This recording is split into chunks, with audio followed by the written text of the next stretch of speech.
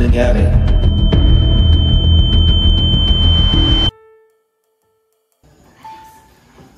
Ikaw na ulit? Pwede bang palain mo muna ako? Ay, sorry po. Siya po kasi. Ikaw kasi hindi mo kasi ako pinapansin eh. CJ? Alex? Thea? Kilala mo na si Thea? Di niyo ba tanda? Naging playmates tayo for one day. Apat pa nga tayo. Kasama natin si Adam. Siguro hindi niyo na mukha niyo isa't isa. Ah! So ikaw pa yung kaaway ko dati. May pasabuhan ko pa nalalaman. Ingit ka lang siguro sa buhok ko. War freak. Excuse me, baka ikaw, war freak. O, anong pinagkakaguluhan niyo rito? Ay, Tito, bless po. Mano po, Tito? Pagdami mo kayo ng Diyos. Tay, naalala naman pa sila? Yung mga batang sasubunutan sa kanto natin? Parang lang kayo, nasaan yung isa? Si Adam po? Yung si Adam! Oo anak. Wala na po kaming balita sa kanya. Hindi na po namin siya nakikita. Kasi sabi daw po ng mga tindera, yung tatay daw po niya, ng babae, tapos yun, sumama sa kabit niya. Si parang Eli? Trabaho ko lang sa parang Nakita ko ang kanyang dedikasyon kung paano niya sustentan ang kanyang pamilya. Kaya mga anak, huwag agad kayo maniniwala sa chismis ha. Diyos lang ang tanging may hukom at nakakaalam. Miss Bautista, Mr. Salvador. Tara daw! Ayun, Tito, kailangan na po namin pumalik sa pila namin. Baka mamaya, ipasalvage na po kami ni Ma'am. Enjoy kayong dalawa sa field trip niyo, ah! Ikaw rin. Ikaw rin. Bye-bye!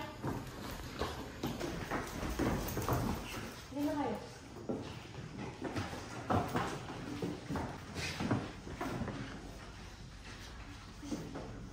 Tay, wait, bakit parang nagkakagulo dun? Baka yung sikat na pintor, anak. Tara, Tay. Parang curious ako sa pinagkakaguluhan nila. Tara anak.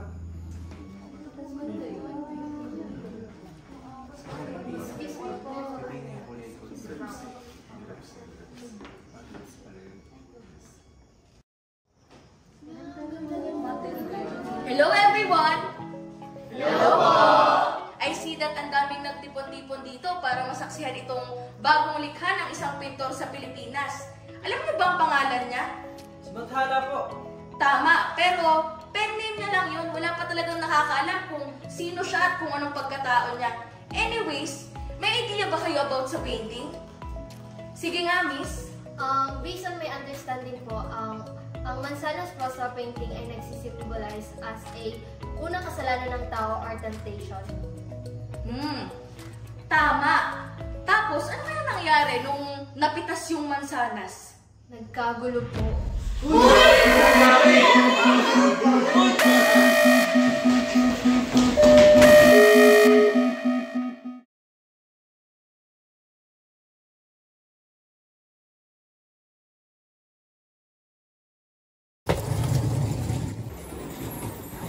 Tabi!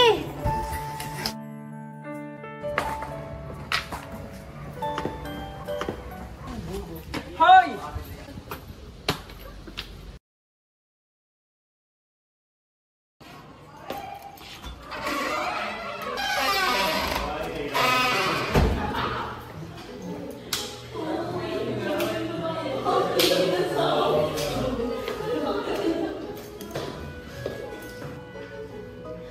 Ikaw na naman? Ha? May atraso ka sa akin ah. Wala ka pa palang mag-sorry? Bakit ako mag-sorry? Kasalanan naman yun.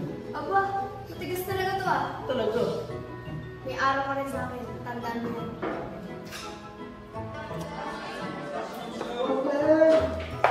Good morning, class. Good morning, ma'am. Our topic for today will be cultural variation.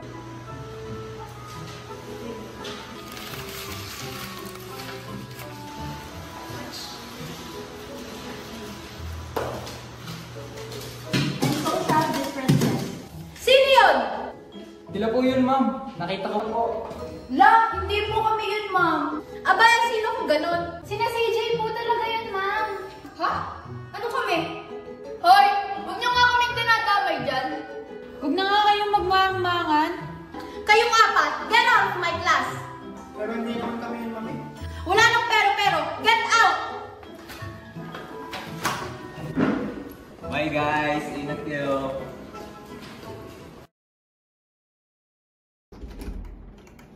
Ma? Pa? Tawag din naman ako sa eskwelahan. Ano ba yan? Oh, batang mahal. E, paano ba naman? May ginawa namang kalokohan niya si Christine Joy. Ay naku, kumukulo yung dugo ko. Mahal, kalma. Huwag ka magalala ako na pupunta sa eskwela. Paano mo kakalma? Eh halos araw-araw na may ginagawang kabalastugan yung anak mo. Ay naku, palibhasa mo lang ginawa kung hindi maglakotsa. Ako na nga dyan at baka umampan ako. Kain tao, kahit panalaki ko kumasta. May masiga pa nga yata sa iyo eh. Diyos ko, sana naman ay mali ang hinala kong tibo ang anak natin. Sino mo siguro, mahal? Aba, hindi tayo makasigurado sa ngayon. Sinasabi ko sa iyo, Francis. Hindi ko alam kung kaya kong tanggapin kung sakali.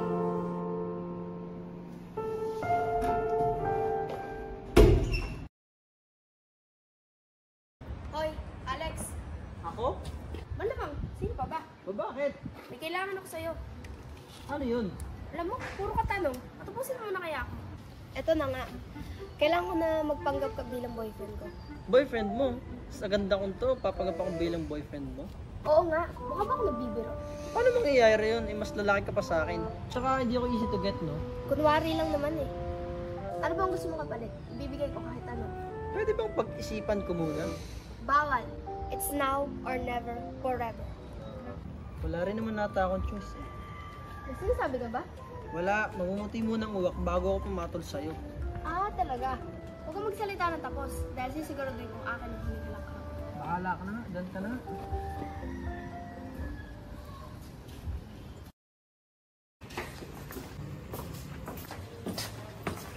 Aray ko! Ay, sorry. Nakahara kasi kayo. Anong nakaharang? Ang laki-laki ng daan, no? Kung ayaw niyo mabunggo, edi huwag kayo naman dito. Ewan ko sa inyo. Hirap talaga makapagtalo sa mga walang modo. Anong sabi mo? Wala kaming modo? Hoy, tara na. Baka mapano pa tayo dito. Hoy, CJ! Ano ba talagang gusto mo? Trip na trip mo kami ng kaibigan ko.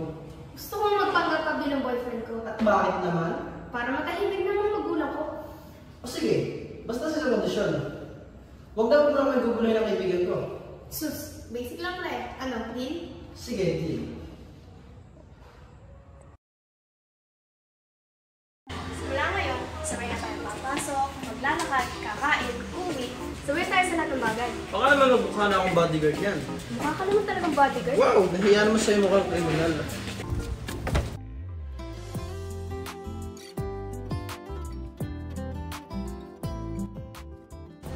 Alam mo, wish na wish ko talaga si Alex. Ako? Hindi ikaw, hindi mo lang Alex. Bakit? Maganda din naman po. Ba't ganyan ka makatanong? Siguro, in love ka na sa akin, no? Ako in love. Hoy, mahiya ka naman sa kilay ko mas ontik pa sa'yo. Ang sikip naman ang damit na to. Ito ang suot ko, parang kay Papa pa eh. Hayaan mo na, tara na. Ayusin mo, baka mag-room tayo. Oo, ito na nga, ready na. Oo, anak. May kasama ka yata. Ah, matagal ko na po siya gusto ipakilala. Ma, pa, si Alex na ako pala boyfriend ko. Mapo muna kayo. Ano to? Anak, hindi mo lang din sinabi. May bago ko pa rin nabili. Ala, hindi naman po. Ala, hindi naman po. Aba, nalagay na pala kami Christine Joy. Nakakatawa naman. naman, CJ na lang po. Aba, ay sus ko. Akala ka namin na rin dati pusong lalaki. Ang mabuti na lamang di kinakilala niya. Ay, dito, si CJ po ay napaka-prim and proper sa school. Naku, parang di naman halata. Man naman, hindi naman ako nilalaglag. Biro lang, mabait naman talaga rin aking anak. Abay, syempre, mana sa akin yan. Mabait naman po talaga si CJ, lalo na po kapag tulog. Hoy, gising, hoy. O, tingnan mo, tiyad ka na naman. Ano tiil ka dyan? Tululawan. Bakit kasi dito pa kinaya, matutulog ka lang naman pala? Ah, dito kasi ako madalas tumambay. Tahimik lang, tapos malamig. Di kasi salita sa'yo na nagbabasa ka. Hoy, baka di mo alam, best name ko noon. Wait, di nga. Is that true? Kumainit ka si Alex. Dito rin naman ako ah. Ganda talaga ni Alex, no? Sus, mas maganda ka. Ha? Ano sabi mo? Wala. Ang sabi ko, mas maganda tong libro na binabasa ko. Try mo basahin. Ewan ko sa'yo. CJ, libre ka ba bukas? Ha? Ba't mo naman natanong? Hayaan sana kita magkape. May alam akong coffee shop. Sus, pa-coffee-coffee ka pa nalaman. Ang daming 3-in-1 sa amin. Eh di, wag. Ayahin ko na lang iba. Sayang din kasi yung promo. Ikaw naman, di mabiro. Sige na, basta libre mo ha. Oo naman. Nakayaw ba ako mag-date? Ewan kung anong gusto mong itawag.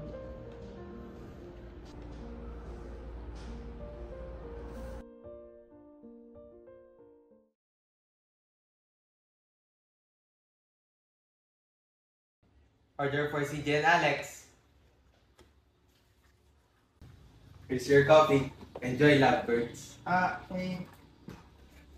Salamat po.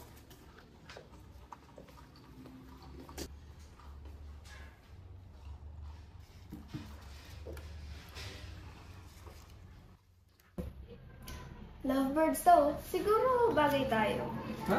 Ano naman nasabi yan? Eh, ang bilis nila maniwala na magkarelasyon tayo eh. Sa tingin mo? Di kaya nila hinuhusgahan tayo? Bakit naman? Kasi alam naman nila na tigasin ka. Tapos ako lambutin. Siyempre, baka ang dami nilang sinasabi tungkol sa akin. Sus, wala mo nang pakialam sa iba. Ang gusto ko lang panatag ang mga magulang ko sa kung ano mga iniisip nila. Iniisip na ano? Natibo ako. Bakit? Eh, hindi naman ako ganun eh. Oo, siga ako manabit at kumilos. Pero babae pa rin naman ako. Ewan ko ba, bakit ang bilis nila akong husgahan? Asya, tama ng drama. Alam ba ang bestseller na kape dito? Ano? Eh di yung kapeling ako. Ang luma naman yung banat mo. Alam mo ba ang best na tanawin dito? Ano na naman? Di yung matanaw mo ako sa harapan mo. Alam mo ang corny mo, sarap mo gawing corn dog.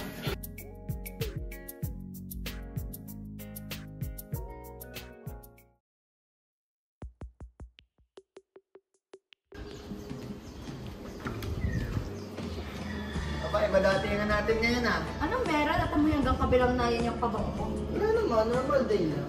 Huwag mo sabihin pinaportahan mo na talaga si CJ ha. Lo, hindi ah. Oh, speaking of, Baka na lang muna kami. Ayos pa nga naman na. Talaga ba? Alam mo, medyo gwapo ka na. Medyo lang. Pwede na. Sa tagal mo na beses ito, medyo guwapo lang. Sige na, gwapo ka naman talaga. Oh, ba't ka kinikilig? No, hindi ah. Never. Alex, alam mo, may napapansin ako sa'yo. Ha? Ano yun? Parang iba ng pagtingin mo kay CJ eh. Huwag mong sabihin na huhulog ka sa din na yun. Yun na nga ang problema pare. Parang nahuhulog na yata ako. Ha? Alam mo, hindi naman siya mahirap mahalin. Mabait naman siya, maganda. Nahusgahan ko lang noon. Kung ba na naman pala, ba't di mo pa aminin? Yun na nga pare, hindi ko alam kung dapat bang aminin. Paano kung hindi niya ako gusto? Paano kung hindi ako yung tipo niya? Paano kung lahat na sa kanya to, biro lang? Yan ka na naman sa mga paano na yun eh. Paano mo malalaman kung hindi mo susubukan? Ewan ko pare, basta torpe na akong torpe. Basta iwasan ko muna siya.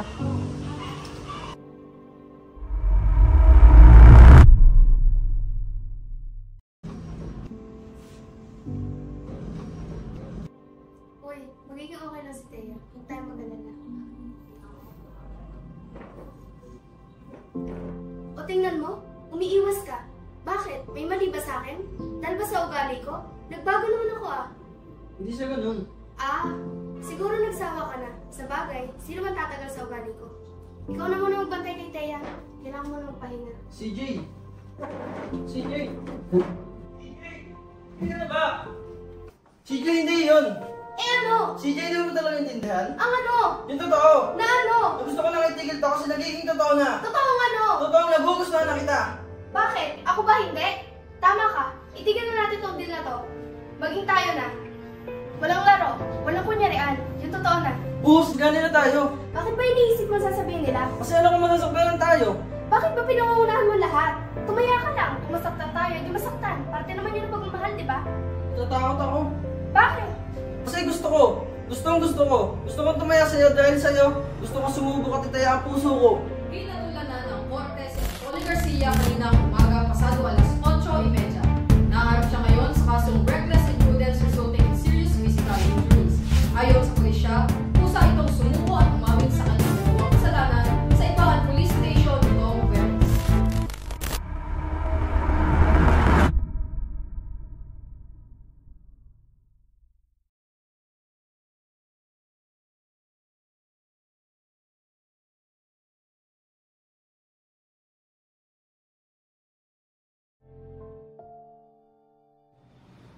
Mr. Adlawan, maaari ko po ba kayo kausap? Maaaring sa pag-isip ng pasyente ay hindi ka agad ito makapagsalita dahil natamaan ang parte ng utak niya kaasay para sa speech. Dok, naman yung gawin. Ang gagawin ko bakit sa akin ang anak ko. Kailangan buhay ka lang ako. Parang ama niyo na ako, Dok. Gawin niyo ang lahat para mailigtas si Taylor. Mr. Adlawan, may operasyon po kami pwedeng gawin sa anak niyo. Pero kailangan namin ng malaking pera para magawa namin yun. Kahit magkano ba ho yan, Dok? Gagawan kayo ng paraan. Kung ganoon, maaari na namin siyang operahan anytime basta sabihin mo lamang kung handa na ang pera mo. Kailangan mo siyang operahan as soon as possible dahil kung hindi, maaaring mag-break dead ang anak niyo. Opo, Dok. Basta matuloy lang ang operasyon ni Thea. Sige po, Mr. Adlawan. Oo, muna po ako.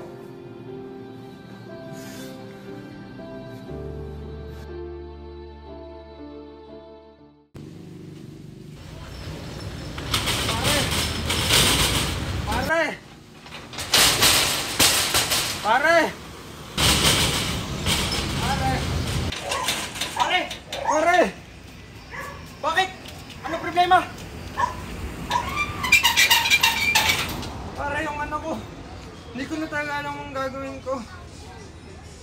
Wala talaga akong perang pampagamot para sa anak ko. Anong nangyari kay Thea? Na-aksidente si Thea. Sabi ng doktor, kailangan daw na malaking pera para sa operasyon niya. Hindi na buhay to, Antonio. Yung anak ko.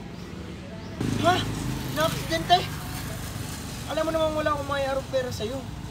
May racket ako. Kaya mo ba? Oo, wala na ako ibang maisip na ibang paraan. Sinubukan ko na lahat. Kahit tama man yan o mali, gagawin ko para sa anak ko. Kaya ibigay mo na sa akin. Gagawin ko para kay Thea.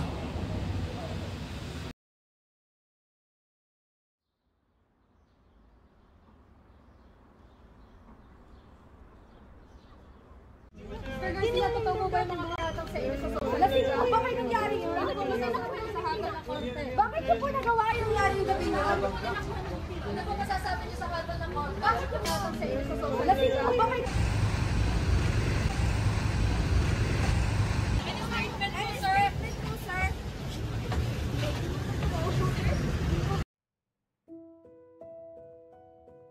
Please all rise.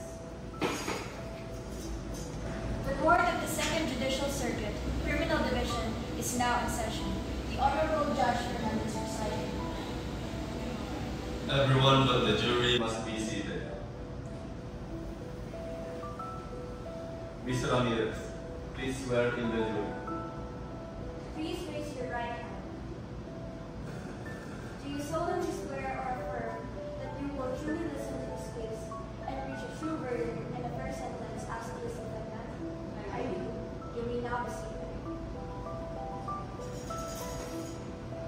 Members of the jury, your duty today will be to determine whether the defendant is guilty or not guilty based only on facts and evidence provided in this case. The prosecution must prove that the crime was committed and that the defendant is the person who committed the crime. In just a moment, the bailiff will take you to the jury room to consider your verdict. Whatever verdict you render must be unanimous, which means each and every person must agree on the same verdict. The bailiff will now escort you to the deliberation room.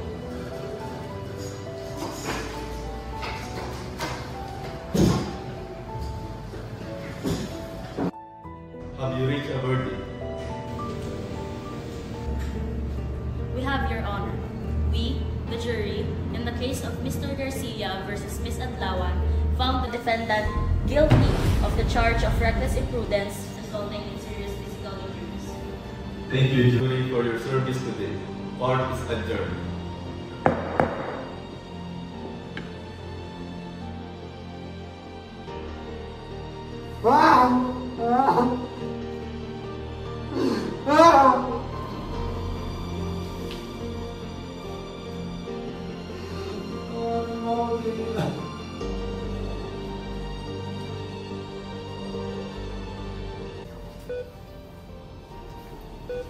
Dok, gising na po siya, Dok.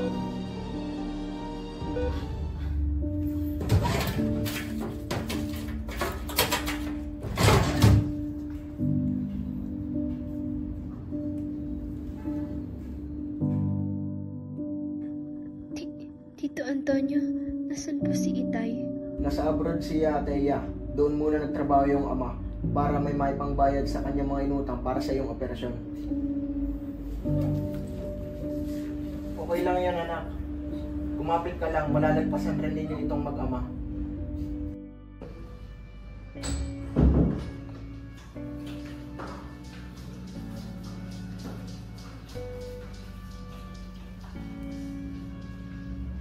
Start na po tayo mag-therapy.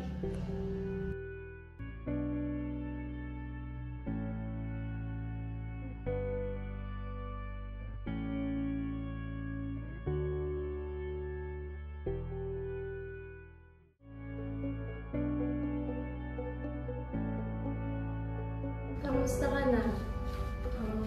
Ituloy-tuloy mo na ang pagte-therapy mo para gumaling ka na.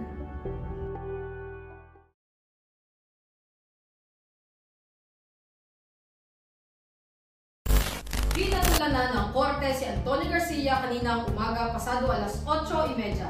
Naharap siya ngayon sa kasong reckless imprudence resulting in serious physical injuries. Ayon sa pulisya, kusa itong sumuko at umamin sa kanyang nagawang.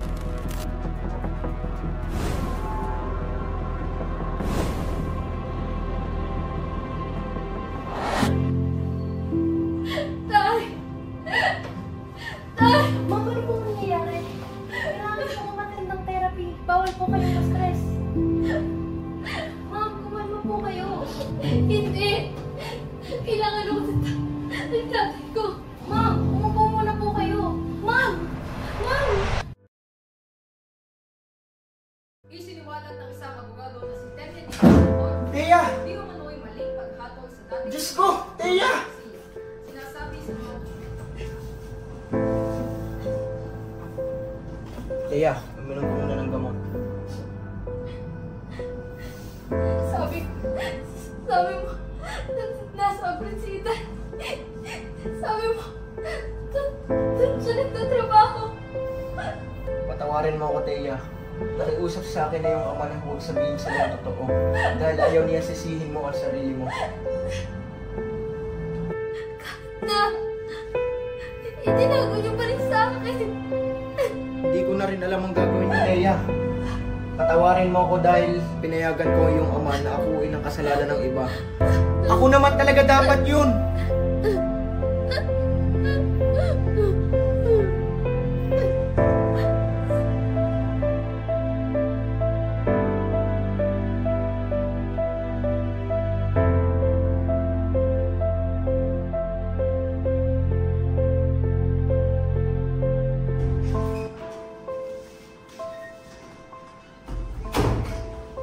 Prosecutor, ito po yung mga papeles na pinapahanap ko sa akin kahapon. Sige, ilagay mo na lang dyan sa table. Maupo ka muna. Delia, alam mo hindi madali ang pinapasok mo ha. Alam kong uhaw ka sa hustisya para sa ama mo, pero huwag mo rin naman kalimutang alagaan ang sarili mo. Oo, Abriel, alam ko. Kaya hindi ako mapakali dito, di ba? Hindi rin madaling kalaban ng hanggan ni Gov Lopez ha, at marami rin silang kilalang tauhan sa korte.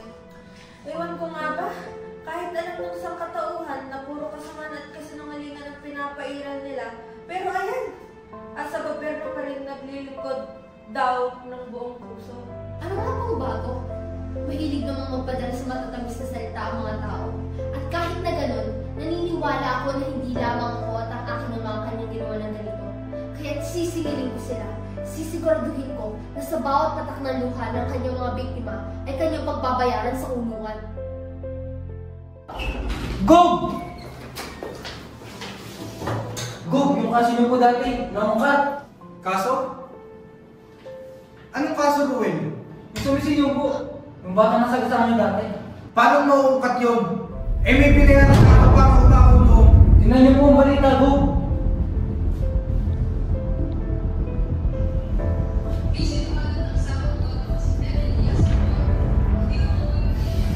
Yung po sinasabi nila sa balita.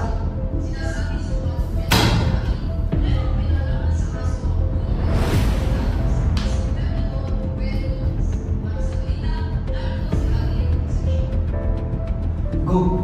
Kailangan natin umarap sa kanila. Dahil kung hindi, nalalaman ng lahat na totoo ang binabato nila sa'yo. Hindi pwede ito. Hindi pwede ito!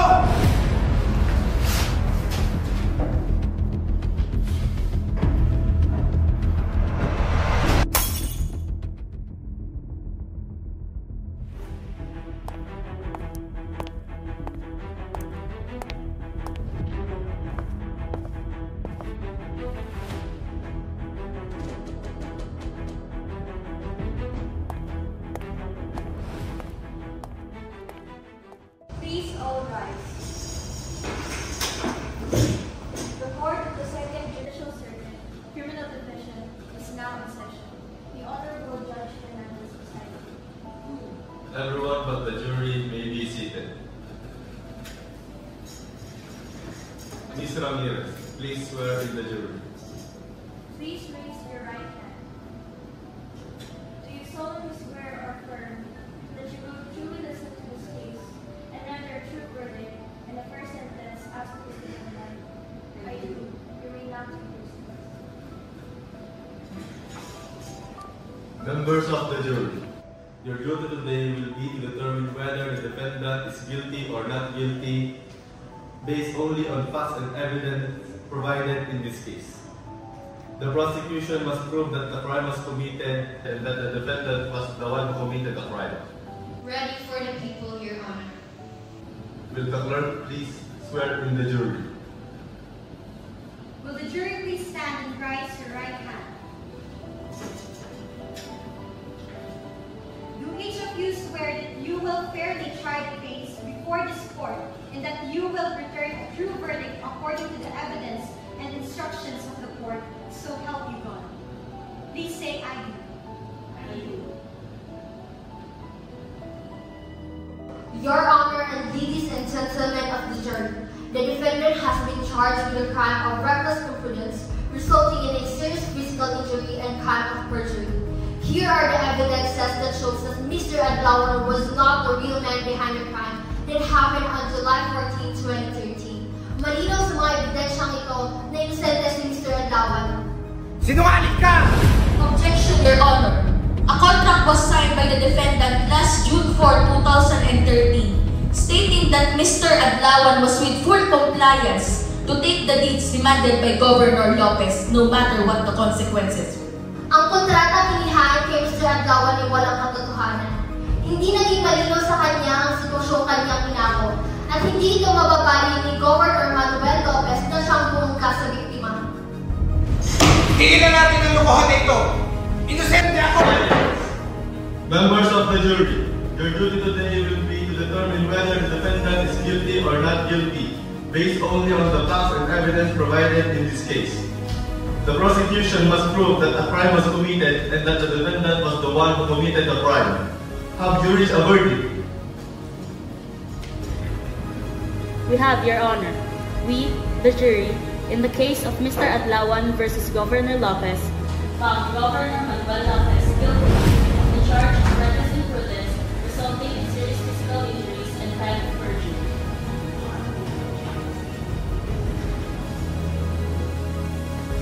Nay, makakalaya ka na. Natatapos na paghihirap natin. Salamat sa Diyos.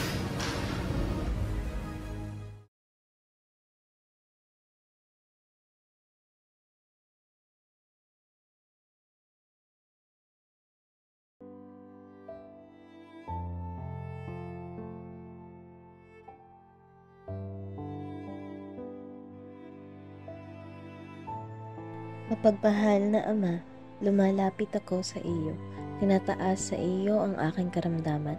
Taglay ang pagtitiwala sa iyong kabutihan, kagandahang loob, at sa kapangyarihan ng iyong mapagligtas na pag-ibig. Paggalingan mo ako, Panginoon. Diyos, kung nandyan ka man, anong silbi pang pagdarasal kung hindi nyo naman kami pinapakinggan? Ang lahat ng ito ay hinihiling ko sa pangalan ni Jesus, sa pamamagitan ni Maria at ang lahat ng mga banal at mga anghel. Amen. Diyos ko, bakit mo kami pinabayaan?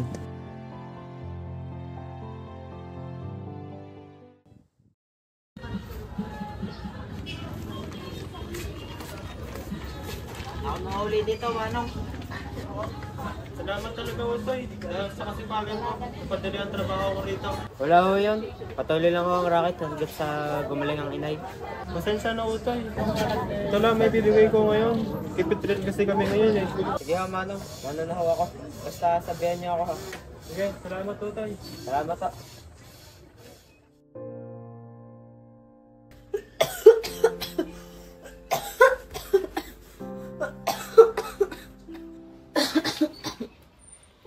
Nay!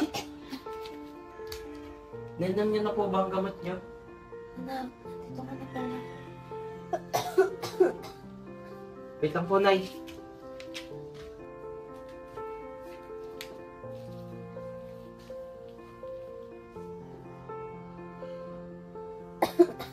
Salamat na. Ano pong nangyari, Nay? Naubos na po ba ang gamot ninyo? Oo anak, noong isang araw pa. Ayoko lang na ikaw ay mag-alala kaya hindi ko na sinabi. Ang sakit sa puso ng isang ina na nakikita ang kanyang anak na pagod hindi dahil sa pag-aaral, kundi dahil sa pagtatrabaho. Kahit na, Nay. Kaya nga po ako nagsusumikap magtrabaho kahit anuman po yun. Kaya lagi niyo pong tatandaan na para sa inyo lahat ng ito. Anak, Diyos ko, pasensya na't hindi ko naibigay ang buhay na karapat-dapat sa'yo. Ayos lang po, Nay. Ang mahalaga po ay gumaling kayo sa sakit ninyo. Ito lang ang tatay mo. Wala na po siya, Nay. Pinabayaan niya na po tayong magdusa.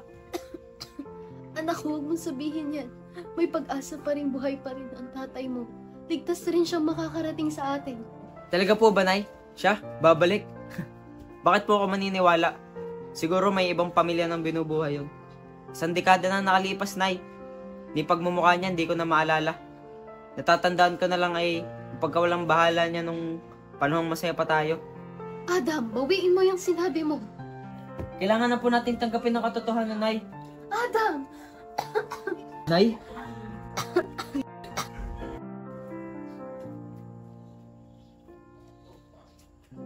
Adam, anak, magpahinga muna tayo. Alam kong sinasabi mo lang yan dahil sa pagod mo. Pero, Nay... Wala nang pero.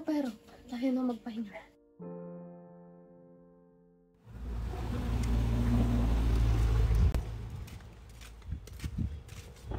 Boss, wala ka bang pwedeng makirakat dyan?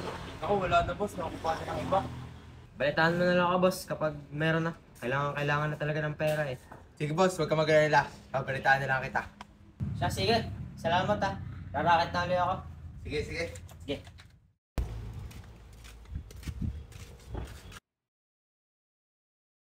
Tita, libre mo naman ako. Sige, ano bang gusto mo? Kahit ano. Tita, alam mo ba una namin pupuntahan bukas sa field trip namin? Hindi eh. Saan? Balita ko po dyan sa bayan natin sa may art exhibit. Magbabagong bukas pa lang daw po sila. Wait, di ba dyan ipapalabas yung painting ni Bathala? Po, Bathala? Oo, isa siyang sikat na pintor. Hindi mo ba siya kilala? I heard na umaabot ng worth millions yung mga paintings niya. Imagine kung mapapasaya yun. Mabibili ko na siguro lahat ng gusto ko, no, tita, pag ninakaw ko yun. Lalo na yung iPhone 15. Lahat kasi ng mga kaklase ko meron na nun eh. Alex, masama ang ganyang pag-iisip. Huwag magpadala sa tukso, ha? Mga kabataan talaga ngayon, nawawalan na ng pag-asa.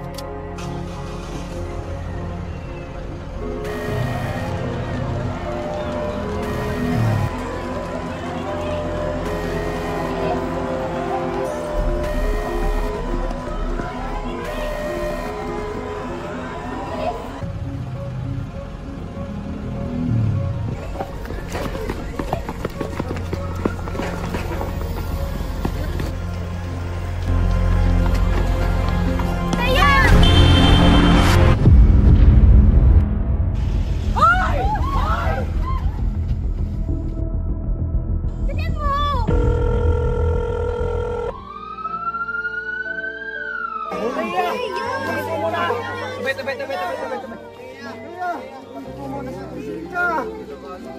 Anak, sabi po muna sa kusina.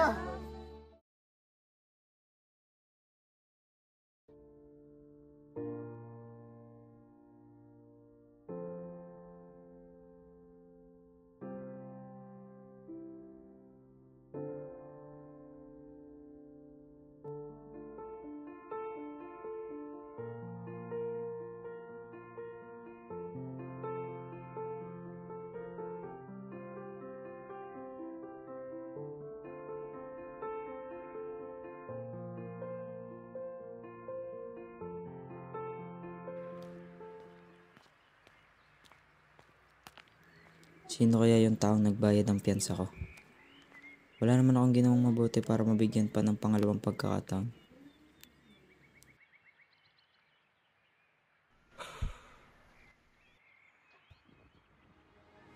Ha? Ano to?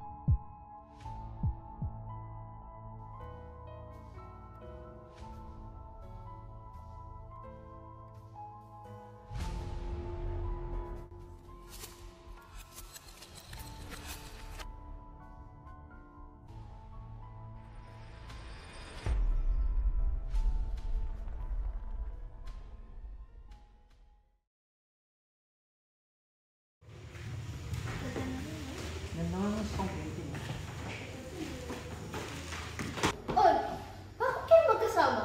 Kayo ba? Sabi na nga ba, bata pa lang tayo.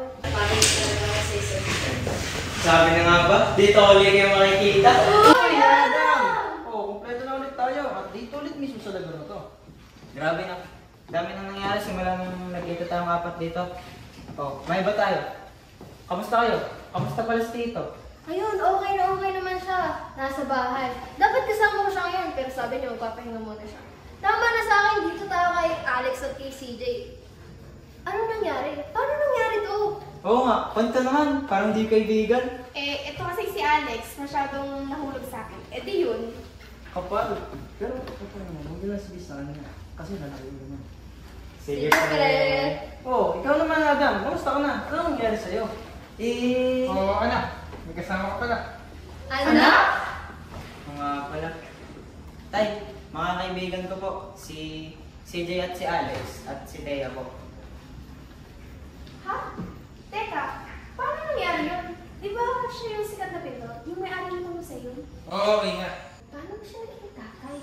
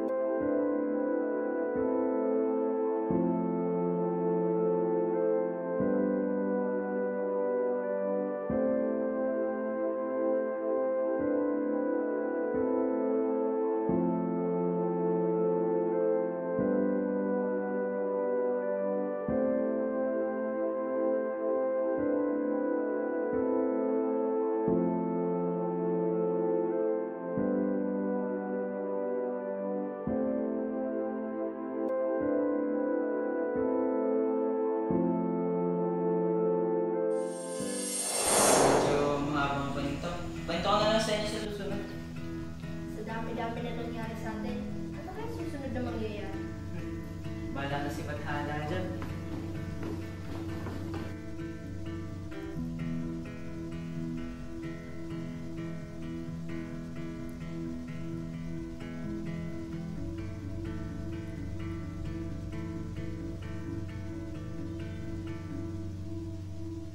Nawa'y di matagtagan ang pasaning kinadukha ko.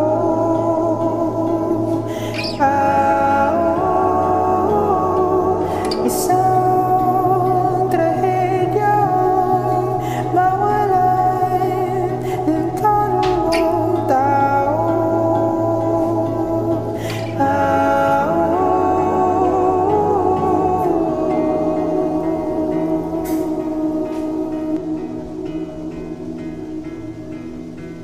Ay lunas pa kung ako na ang naghanap.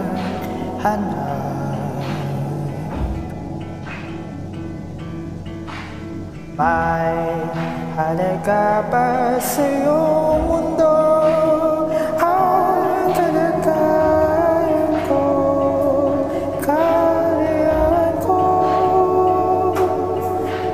Kung ako ay iyong naririnig, di sana tila istorbo.